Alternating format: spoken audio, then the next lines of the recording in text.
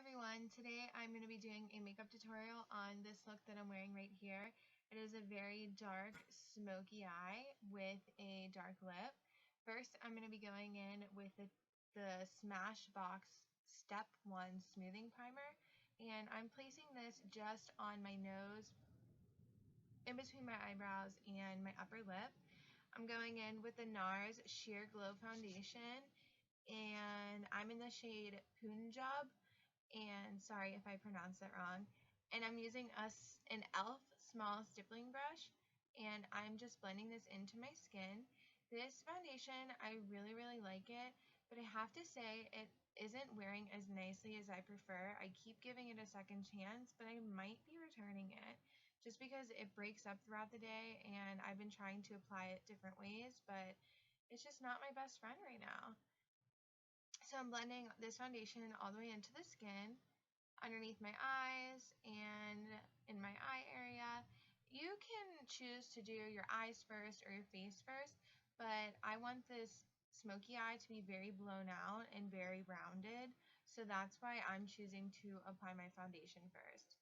Now I'm going in with the Maybelline Fit Me Concealer in the shade Light, and I'm using this concealer today because I really like the consistency. It's a little bit on the sheer side, and it has a little bit of a dewiness to it versus the Urban Decay one that I like, and it's not as light as that one as well, so I didn't want a very stark white under eye area today as either. So I'm just tapping that out as usual with a damp beauty blender, and I press it on my nose, my forehead, my cupid's bow, and my chin, and that's just to balance everything out. Then I do flip the beauty blender around, and I am just tapping out the rest of my foundation, picking up any excess product. Now I'm going in with the Laura Mercier translucent powder, and I'm just setting my under eye area, and I'm using the translucent powder today because I want my under eye area to not be bright. I just needed to set it. Now I'm going in with a Morphe. This is from their Elite collection. It's called the E3 brush, and I'm setting my entire face with the Laura Mercier translucent powder. I did go ahead and fill in my eyebrows, and I used the Anastasia Brow Wiz in the shade Chocolate. And brows can be kind of boring, so I'm just showing you the last bit of it. And I really take my time and I comb them out as much as possible because you want them to look natural, not choppy. Now the first eyeshadow I'm going in with is a Morphe eyeshadow, and this is from the Jaclyn Hill Favorites palette, and I know that I think that palette is gone, but they do still sell these shadows, and it kills me because they are not labeled. So I'm just using a light neutral brown starting off in my crease. But if you go onto Morphe's website, the eyeshadows are $2 a piece. Yes, $2. So they are very inexpensive. And I'm just using a Morphe M433 blending brush. And then I'm going back in with another neutral brown. I am just building up my browns. So I started with a lighter one. I'm going in with a darker one now, and just placing them all over in my crease. It's okay if you're a little bit sloppy with this at first because we are going to blend it out and make it come together very nicely. Dusting that back and forth in windshield wiper motions, I'm just blending that in to our crease, and I am taking this a little bit higher just so that it's very blown out.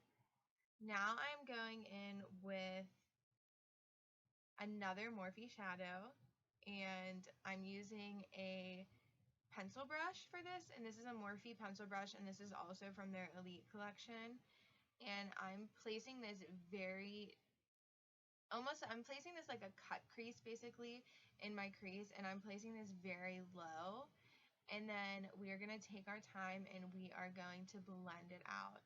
So I'm placing it on the outer corner, and I'm working my way all the way to my inner corner. So this is going to be a very rounded smoky eye, And I like the rounded smoky eyes a lot because they really open up the eye area and they just give a much more glamorous effect. Now I'm going back in with a goat hair Morphe brush and I'm blending. You want to blend back and forth in windshield wiper motions, and then you also want to blend in a little bit of circular motions once you blend in windshield wiper motions, just so everything is very seamless and flawless looking. Blending is key when you're working with dark shades, or any shades for that matter, and just looking very effortless.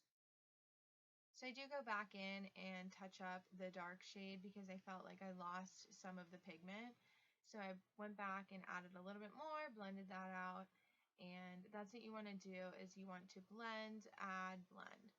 Now I'm taking a black kohl liner, and this is by the brand Ardency In, and you can get this on Sephora.com. I don't believe they sell them in Sephora stores, but you can get them online, and this is their Modster black liner. They do have other shades as well, and I'm lining my whole inner waterline. So I'm lining my top line and my bottom line, and I really just want this look to be super dark. So I'm totally out of the camera, but I did take just a brush, and I'm pulling down my eye area with the brush so that I don't leave marks in my foundation and concealer to place it in my lower lash line. Some people don't have to tug and they can just place it in there, but unfortunately I have to tug. So now I'm going in with the BH Cosmetics Galaxy Chic palette, and the first shadow I'm using is Asteriod, and these shadows are amazing. I was not expecting them to be as pigmented as they are, but all the shadows have a shimmer to them. They're baked, and I didn't even wetten my brush with Fix Plus or anything, and this is the sheen that it gives you. I'm using an Urban Decay flat synthetic brush. Any synthetic brush that you have will work. You want to make sure that you're using a synthetic brush so that the most pigment goes straight on, because if you use a goat hair brush, it's going to soak up some of your pigment. Then I go back with a Morphe M433 blending brush, and I just dust that back and forth in my crease and just blend everything out, because we don't want a harsh line from our lid color to our crease either, so you want to make sure you blend that out. Then I go back with a clean Sigma E40, and this is my go-to blending brush always. I love this brush so much, and I am just making sure everything, again, is nice and seamless. Now I'm going in on my lower lash line, and I'm using Corrupt eyeshadow by Makeup Geek, and Corrupt is literally the blackest eyeshadow on the market. It is so pigmented, it is so black, and it's so creamy that you don't have a ton of fallout, and that's really nice with a black liner, or black shadow, sorry. Now I'm going in with the BH Cosmetics Galaxy Chic palette, and I'm taking the shade Mars, and it's very similar to our lid color, but it's a little bit different. And normally I don't like putting colors with a sheen on my lower lash line, but I felt like we could totally do it today, you know? We're going all out. So after I applied the black liner in my tight line, I placed that, and now I'm going in with the Makeup Geek Corrupt again, and I'm placing this very, very tightly in my lower lash line. Sometimes you have to go back with shades once or twice, to really make them as dark and as pigmented. The lighter amount that you put on at first will be better before packing on tons of product, because then it's hard to make something lighter when it's already too dark. So I applied Mars, the BH Cosmetics Mars, and then I went back in with the Makeup Geek Corrupt, and I'm just taking a pencil brush and I'm blending all of this out. And you want to take your time and really, really blend. Now I'm coating my lashes with the Too Faced Better Than Sex mascara, and this is a sample size. I didn't want to commit to the full size one. I am very picky about my mascaras, and I really like this one. The only thing is I can't use it for my lower lashes. The wand is too big, but I really love it for my top lashes. But any mascara that you have will work. One of my favorite ones is the L'Oreal Voluminous from the drugstore.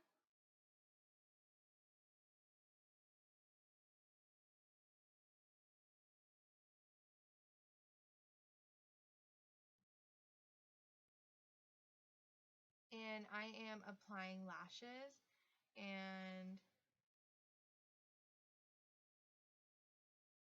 I'm using House of Lashes Siren. These lashes are so beautiful. And I do use the Duo black glue. I just feel like the white one always dries tan on me, so I do use the black one, but you can definitely use whatever glue that works for you. I also did take some of that Modster liner and I placed it on my top lid close to my lashes and smudged it out just a tiny bit so my lashes had something to sit on.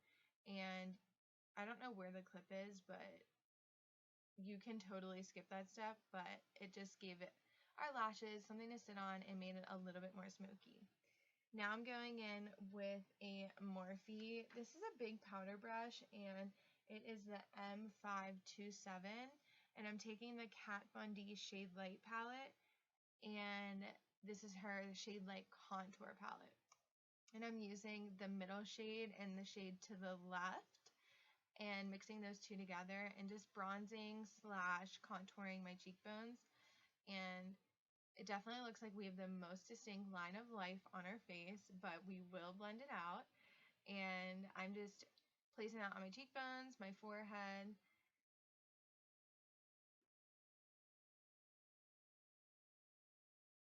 And then I go in with a synthetic brush, and that helps blend everything out just a little bit more so that it's not picking up our product, but it just helps blending our product out.